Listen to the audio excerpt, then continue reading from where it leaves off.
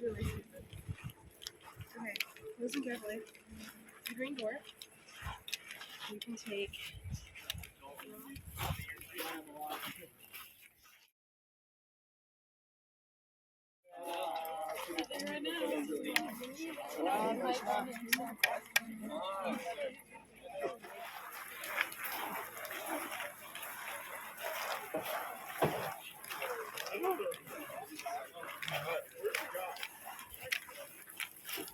Experiencing Tabernacle.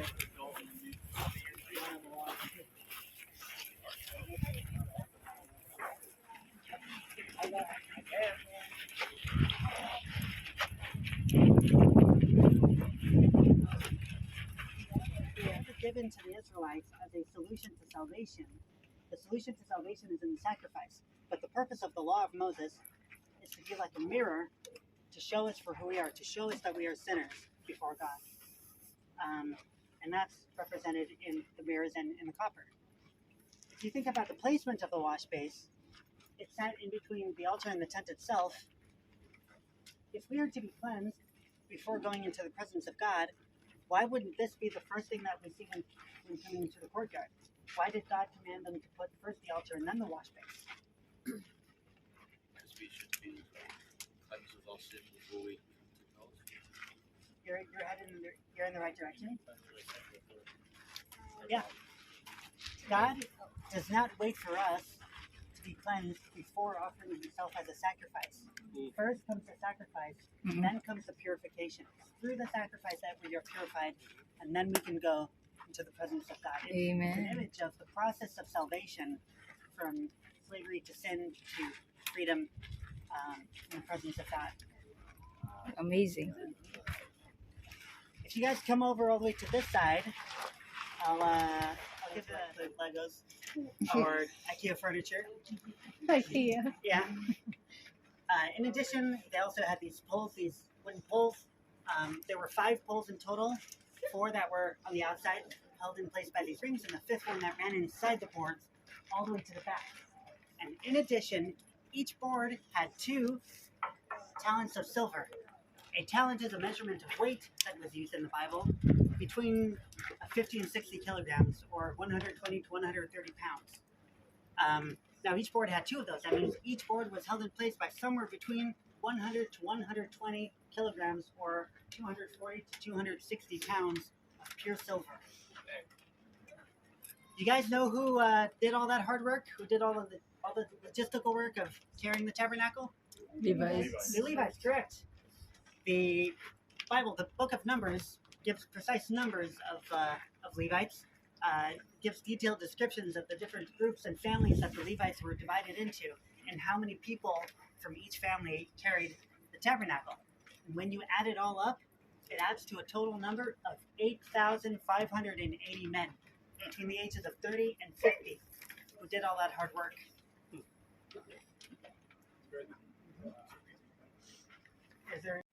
They were so organized that it probably took less than 2 hours to pack up and move. Wow. So cool. Oh, Yeah. amazing. Nice. All right, so now we're going to go inside the tent. Oh, it's short. I know.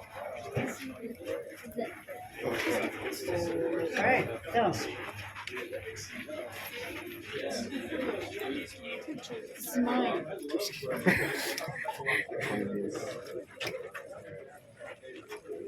What, you want a picture of me? I'm just kidding. the whole compound can be divided into 3 sections. The first section is outside, called the courtyard, in which the Israelites were allowed in, but only if they had an animal to sacrifice. They couldn't just come in whenever they wanted. The second section is this room that we're all standing in, called the Holy Place. And in here, only the priests were allowed in this room. The third section is the most important part. Holy of Holies. Over here in the back, called the Holy of Holies. And there, only the high priest was allowed in once a year. Who knows which day of the year? Gibor. The Day of Atonement. Yes. But in this room, the holy place, there were 3 items. There was the altar of incense, the golden lampstand, the menorah, and the table of showbread. You guys turn over to the table of bread, you guys see that there are 12 loaves of bread on the table. Why 12? 12 loyal men who ate the bread who were not David. priests. David. David, correct. David was the only person and his group who ate the bread who were not priests. And God had mercy on them even though they were not supposed to. David fled from King Saul. Saul tried to murder David. And David came here to the courtyard and he told the high priest that he and his men had not eaten anything. And the high priest gave him some of the bread. And God had mercy on him, partly because of David's situation. And he had already also been anointed to become king one day, a few years before that. But I believe the most significant reason why God had mercy was because of David's heart. David's heart was in the right place before the Lord. Mm-mm. On the other side from the table of shortbread was the menorah, the golden lampstand.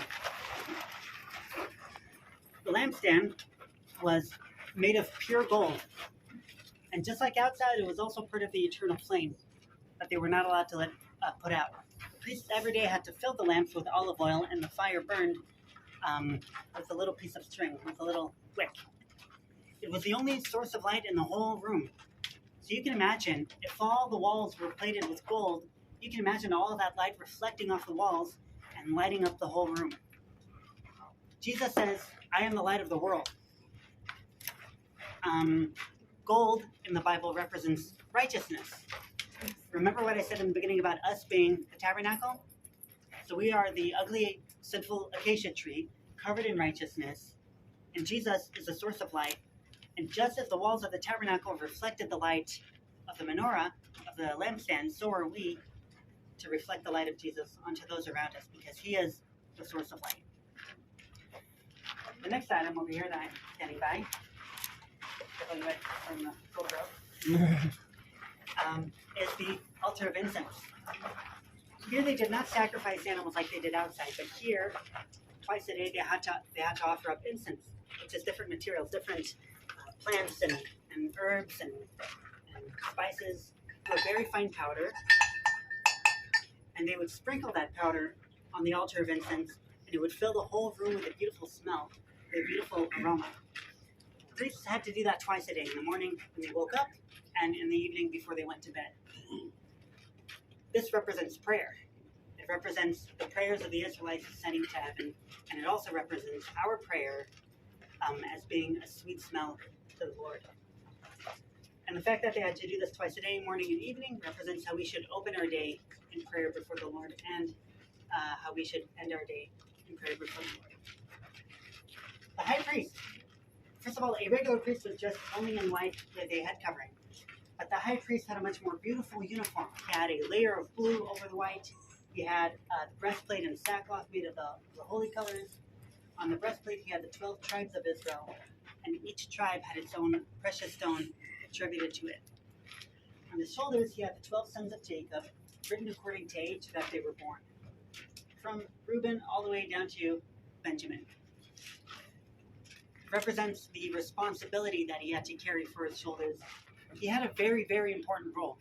He was the mediator between God and Israel. He was the ambassador, the representative.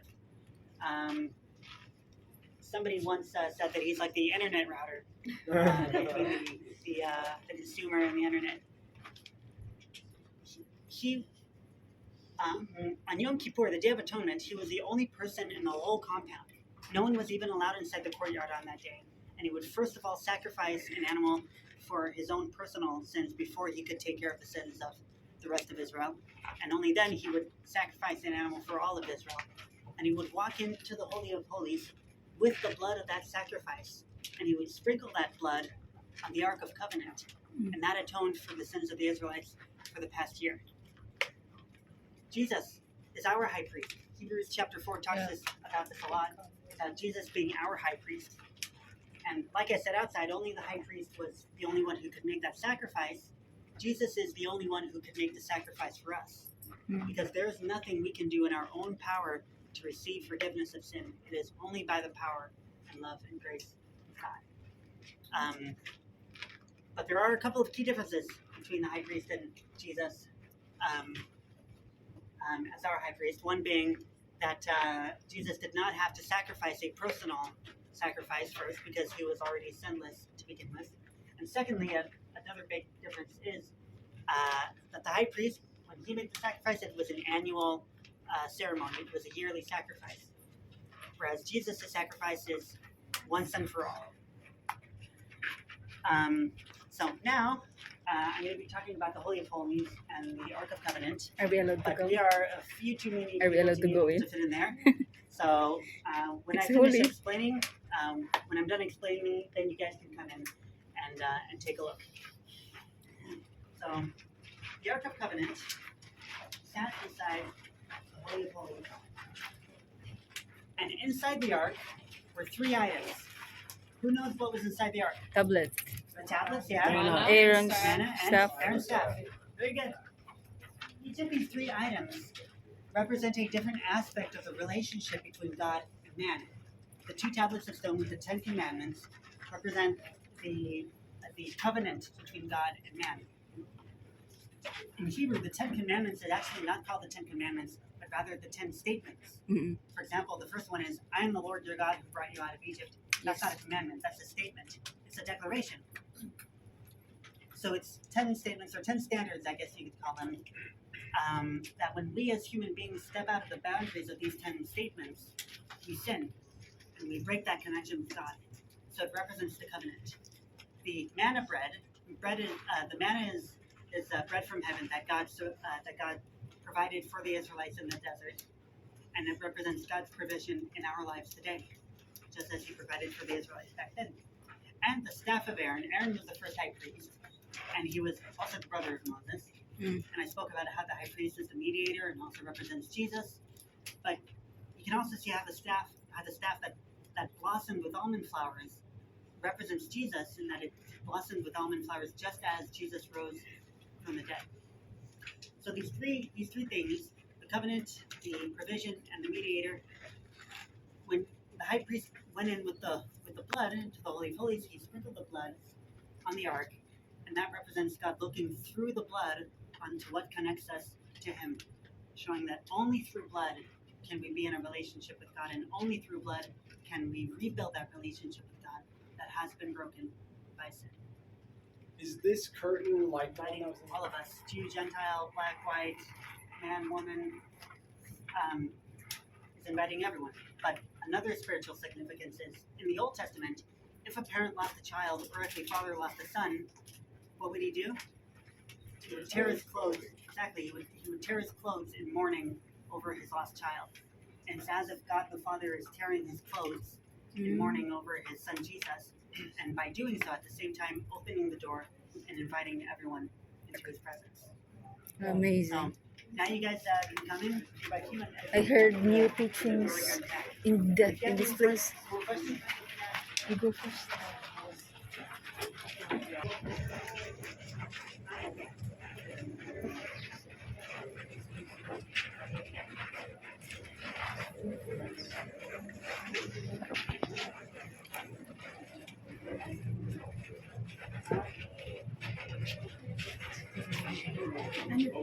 Picture tayo sa high priest.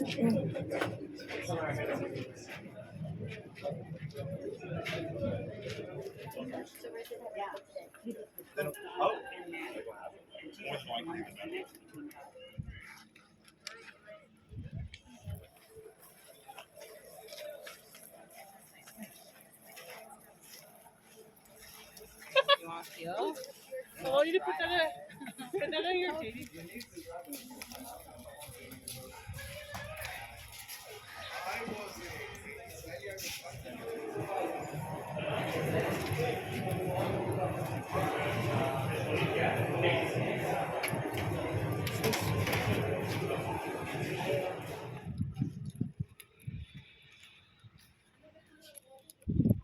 Run to the bus.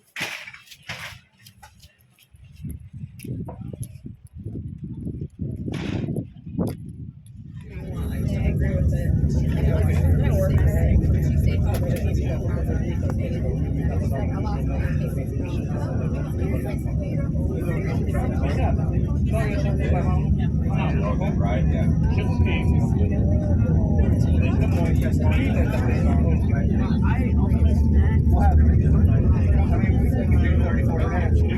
like that board?